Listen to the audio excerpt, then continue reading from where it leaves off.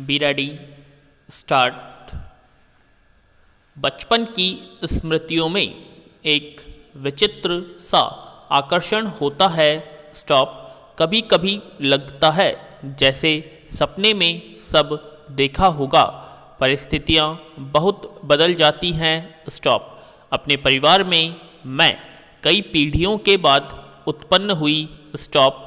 मेरे परिवार में प्राय 200 वर्ष तक कोई लड़की थी ही नहीं।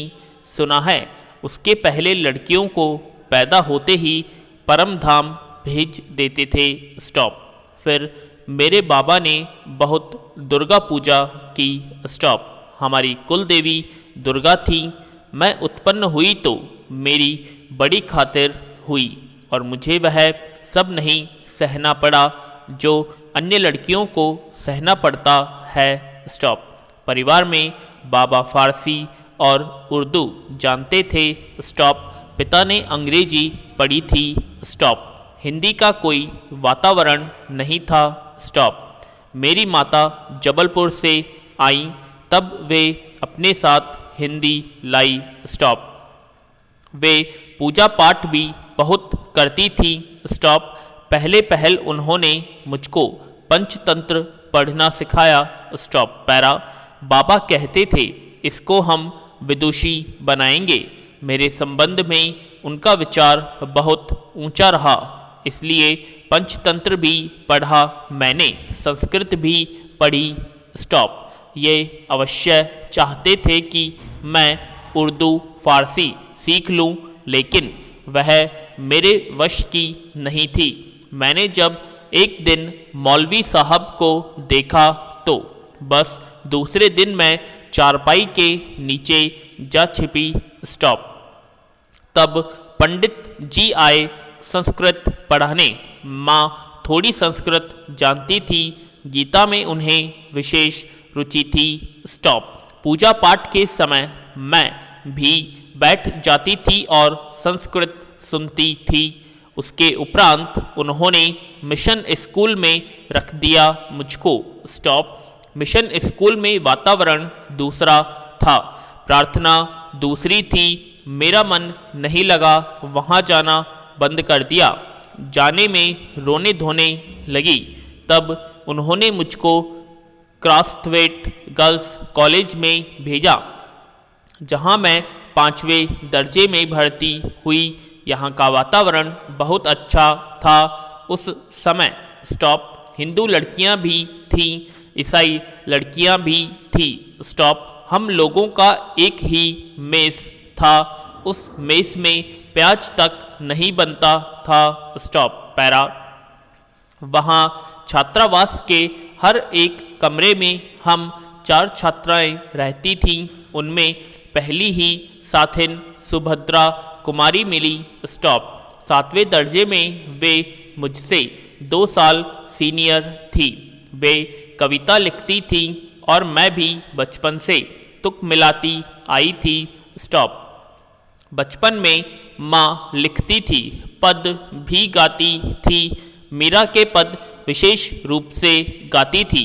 सवेरे जागिए कृपा निधान, पंछी बन बोले, यही सुन जाता था। स्टॉप। प्रभाती गीत गाती थी। शाम को मीरा का कोई पद गाती थी। सुन सुनकर मैंने भी ब्रज भाषा में लिखना आरंभ किया। स्टॉप। यहाँ आकर देखा कि सुभद्रा कुमारी जी खड़ी बोली में लिखती थी।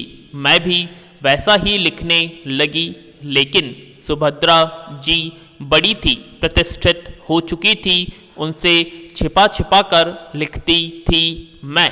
स्टॉप। एक दिन उन्होंने कहा, महादेवी तुम कविता लिखती हो? तो मैं डर के मारे कहा नहीं। स्टॉप। अंत में उन्होंने मेरी डेस्क की किताबों की तलाशी ली और बहुत सा निकल पड़ा उसमें से। स्टॉप। तब जैसे किसी अपराधी को पकड़ती हैं, ऐसे उन्होंने एक हाथ में कागज़ लिए और एक हाथ से मुझको पकड़ा और पूरे हॉस्टल में दिखा आई कि ये कविता लिखती हैं। स्टॉप। फिर हम दोनों की मित्रता हो गई। क्रॉसवैट में एक पेड़ की डाल नीचे थी, उस डाल पर हम लोग बैठ जाते थे। जब और लड़कियां खेलती थी तब हम लोग तुक मिलाते थे। उस समय एक पत्रिका निकलती थी, स्त्री दर्पण, उसी में भेज देते थे। स्टॉप। अपनी तुकबंदी छप भी जाती थी। फिर यहाँ कवि सम्मेलन होने लगे तो हम लोग भी उनमें जाने लगे। हिंदी का उस समय प्रचार प्रसार था। स्टॉप। मैं सन 1917 में यहाँ आई थी। उसके उपरांत गांधी जी का सत्याग्रह आरंभ हो गया और आनंद भवन स्वतंत्रता के संघर्ष का केंद्र हो गया। स्टॉप। जहाँ तहाँ हिंदी का भी प्रचार चलता था। कवि सम्मेलन होते थे तो क्रॉसवैट से मैडम हमको साथ लेकर जाती थी। स्टॉप। हम कविता सुनाते थे। कभी हरि औध जी अध्यक्ष होते थे, कभी श्रीधर पाठक होते थे, कभी रत्नाकर जी होते थे, कभी कोई होता था। स्टॉप। कब हमारा नाम पुकारा जाए बेचैनी से सुनते रहते थे। स्टॉप। मुझको प्राय प्रथम पुरस्कार मिलता था। 100 से कम पदक नहीं मिले होंगे उसमें।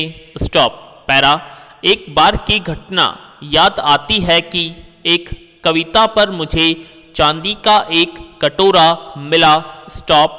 बड़ा नक्काशीदार सुंदर। उस दिन सुभद्रा नहीं गई थी। सुभद्रा प्राय नहीं जाती थी कवि सम्मेलन में। स्टॉप। मैंने उनसे आकर कहा, देखो यह मिला। स्टॉप। पैरा। सुभद्रा ने कहा, ठीक है, अब तुम एक दिन खीर बनाओ और मुझको इस कटोरे में खिलाओ। पैरा। उसी बीच आनंद भवन में बापू आए। हम लोग तब अपने जेब खर्च में से हमेशा एक एक दो दो आने देश के लिए बचाते थे और जब बापू आते थे तो वह पैसा उन्हें दे देते थे। उस दिन जब बापू के पास मैं गई तो अपना कटोरा भी लेती गई। मैंने निकालकर बापू को दिखाया। मैंने कहा, कविता सुनाने पर मुझको यह कटोरा मिला है। स्टॉप। कहने लगे, अच्छा दिखा तो मुझको। मैंने कटोरा उनकी ओर बढ़ा दिया तो उसे हाथ में लेकर बोले, तू देती है इसे। अब मैं क्या कहती, मैंने दे दिया और लौट आई। स्टॉप। दुख यह हुआ कि कटोरा लेकर कहते कविता क्या है, पर कविता सुनाने को उन्होंने नहीं कहा। लौटकर अब मैंने सुभद्रा जी से कहा कि कटोरा तो चला गया। सुभद्रा जी ने कहा, और जाओ दिखाने। स्टॉप। फिर बोली, देखो भाई, खीर तो तुमको बनानी होगी। अब तुम चाहे पीतल की कटोरी में खिलाओ, चाहे फूल के कटोरे में। फिर भी मुझे मन ही मन प्रसन्नता हो रही थी कि पुरस्कार में मिला अपना कटोरा मैंने बापू को दे दिया। स्टॉप। पैरा। सुभद्रा जी छात्रावास छोड़कर चली गई।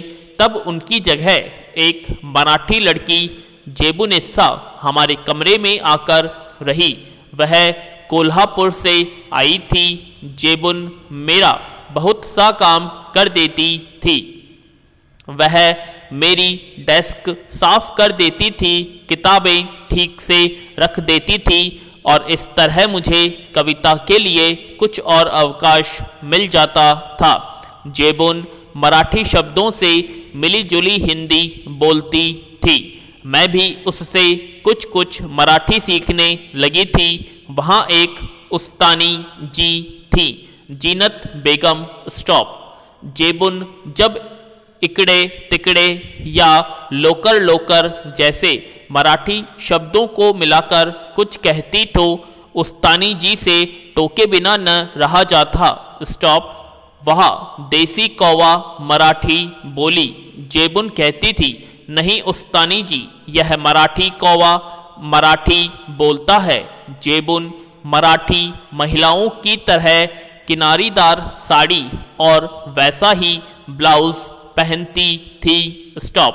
कहती थी हम मराठी हूँ तो मराठी बोलेंगे। Stop para. उस समय देखा मैंने कि सांप्रदायिकता नहीं थी।